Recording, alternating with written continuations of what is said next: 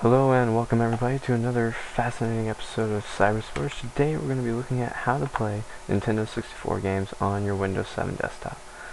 Now, I know my recording program probably isn't showing this at 60 frames per second, but if you can see down here, this game is easily running at 60 frames per second, even in mid-combat. I think the lowest I'm seeing it go is 58. It's averaging at 60, which is pretty good.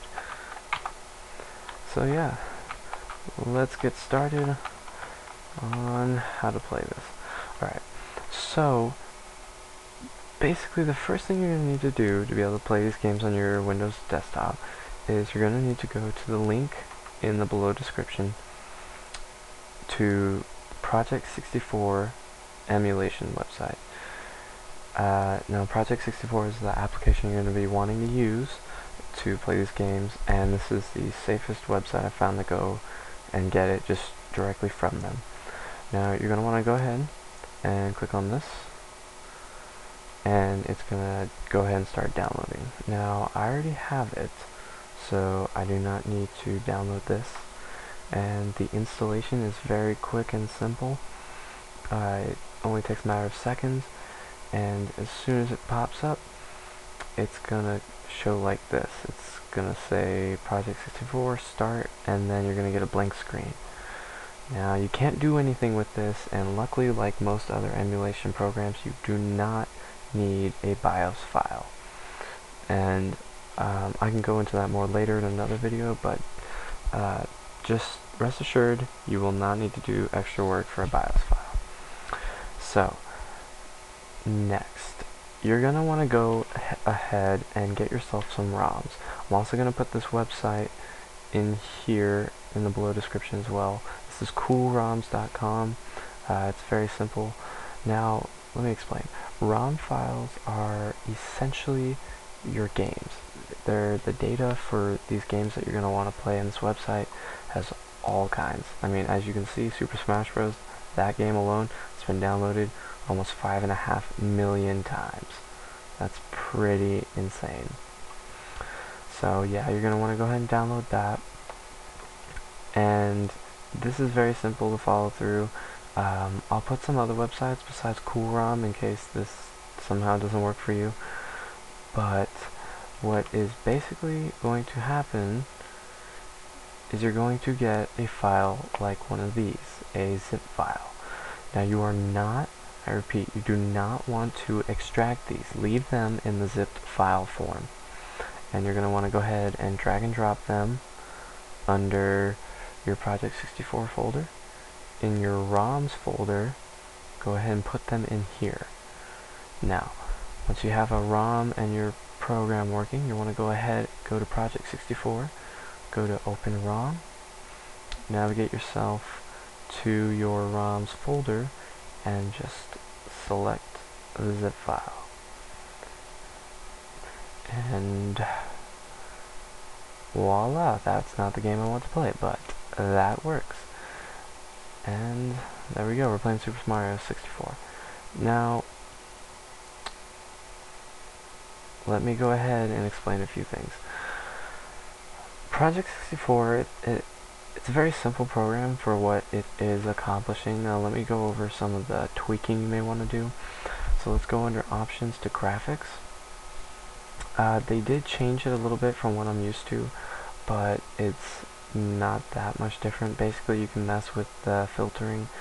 What you really want to get into is this windowed resolution. Now this program, why I love it is it plays easily at 60 FPS in full screen and at 60 FPS in this 320 by 240. Now this is absolutely phenomenal because you can play these games in the office or in school and it fits quite perfectly up in the corner of your screen. And if you can tell, it's running quite well. Now, besides being small and cute, this thing can also get quite massive. And it runs very well here as well.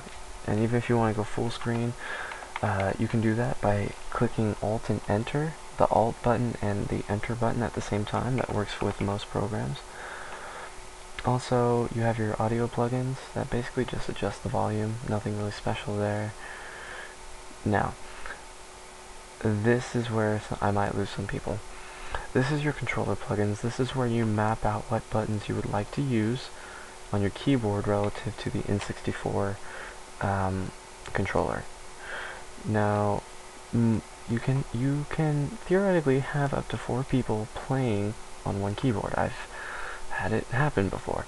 It's very cramped, I'll say. You may want to do what I did and go ahead and order, or if you can somehow find it at a store, a USB. It's basically a Nintendo 64 controller with a USB port at the end of the wire. Or you can find USB adapters for Nintendo 64 controllers. And those work amazing. I actually have 2 of them myself. But as far as keyboards go, just make sure these 2 are checked. Your controller is plugged in and the memory pack is plugged in. You do not need to mess with this. Now let me go over this. This is the analog stick, and this is left, right, up, and down for the analog stick. And range is essentially the percentage of the push on the analog stick you want each button to represent. Basically, when you hit this button down, you are moving the analog stick 67% of the way in that direction.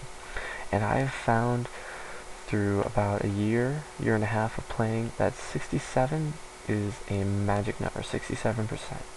You'll want to keep your range so right around there. And changing this is very easy. You just click this and assign it to the button you would like. And it's really nice because you can save these however you want this plugin, and you can load it up later, and it'll load up. See, like if I mess this up, blah blah blah, and then you load it back up. I didn't save it, but yeah, you get the picture. It'll go back to what you had it, and it's really phenomenal. So yeah, and there's also settings. There's a few cool things like pause the emulation when it's not active. So if you can see right now it's paused, but that's because I'm in the options. But say if I see it's running right now, if I click outside of it, pauses the program, which is really nice, especially like I said, playing in school, at work. You don't even have to quit the program. You can just click outside the window and it pauses your game. I just want to go over one more thing before we say goodbye. Okay, also there are lots of cheats. Many of the ROMs come, well actually this Project 64 comes preloaded with a lot of cheats for popular ROMs, and they're really fun to play with, especially with Legend of Zelda Ocarina of Time. There was a cheat to hold L and levitate, which was really phenomenal. You got to really see what the artist for the game worked on. But yes, one last thing I wanted to touch on was save states. F5 and F7 are going to be your best friends for this. Whenever you hit F5, let's say I'll hit F5 now. What I just did is I saved the game state. I froze the code, pretty much took a snapshot of it, and let's say I want to play as Mario. And I load up a level, and I think, oh crap, wait, I don't want to play as Mario. All you have to do is hit F7, and we go right back to where we were. I can play as Luigi. Oh, wait, hold on. I want to play as Peach. You know what? No one likes Peach. Everybody loves Bowser. So, yeah. Thanks for watching, guys. This is Project 64. How to play Nintendo 64 games on your Windows 7 desktop. So, yeah, just like, rate, subscribe, whatever you can. It really helps Cyber Splurge out. We're trying to branch out. We'll get some more videos. Comments, questions. I check it daily, so I'll get to you as soon as I can. Thanks for watching again, and happy gaming.